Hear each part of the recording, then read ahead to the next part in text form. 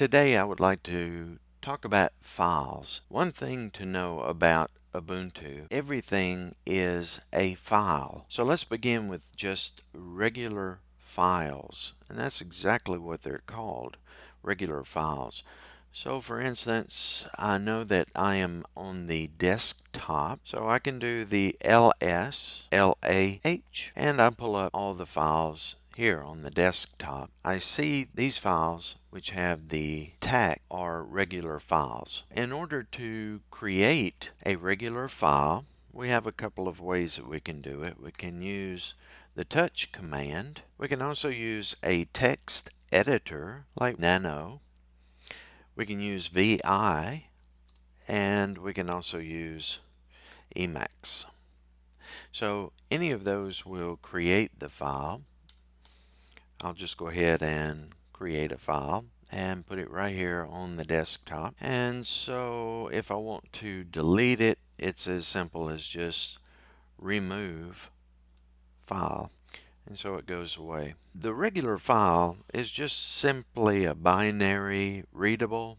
It can be an image, it can be a compressed file, etc. The next type of file is a directory, and the directory contains regular files, and it may also contain other directories. We also call these folders as well. So if we want to make one, we can make directory, and in this case we will call it directory, and we're just going to place that on the desktop.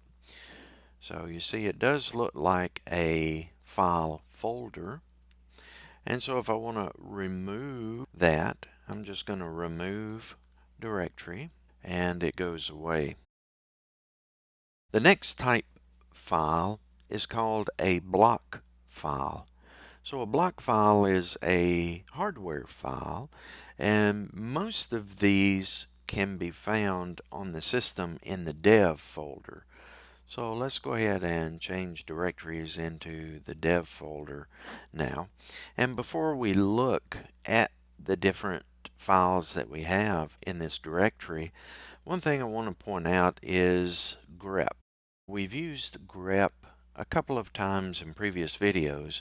I don't think I've really explained what it is, so we're going to look at the manual pages for grep. And so what grep does is it searches the named input for anything that contains a match for the pattern of information that you're searching for. This is used with a pipe found above the return key on most keyboards, and if you use the shift and that key above the return key, that will get the pipe. And if I wanted to grep something, I would do the command and then put the pipe and then grep whatever I wanted the command to actually be. So I just wanted to explain that before we go a little further. So let's start here in the dev, and let's do a ls, LAH, and let's see what we have. We see that we've got a lot of different files in here. We have some C files, and these are character files. We'll talk about that in a moment. We have regular directory files in here, but you know, there are a lot of different files in here, and there are some L files which are symbolic link files, and so I would like to be able to use grep to just find the block files. Let's just go ahead and let's run that command that I ran before, but this time let's pipe grep, and in this case, in order to have it search by the letter representing the file, I'm going to have to use the caret. The caret is the number 6 key. If you press the 6 key, if you use the shift and the caret, or the 6, you get this little caret. We're going to use that to find a block file, and we're going to put a B on that. So let's go ahead and run this command.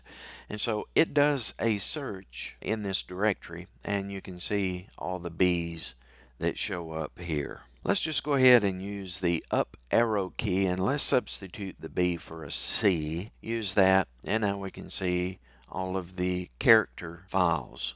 The character files actually read and write character by character into a file, and some examples of this are your keyboard, your mouse, even your terminal. And then there's another file which is a pipe file, not the same as the pipe symbol that we used just a moment ago, but it is called a pipe file. FIFO, which is first in, first out file. Let's go ahead and move into the desktop.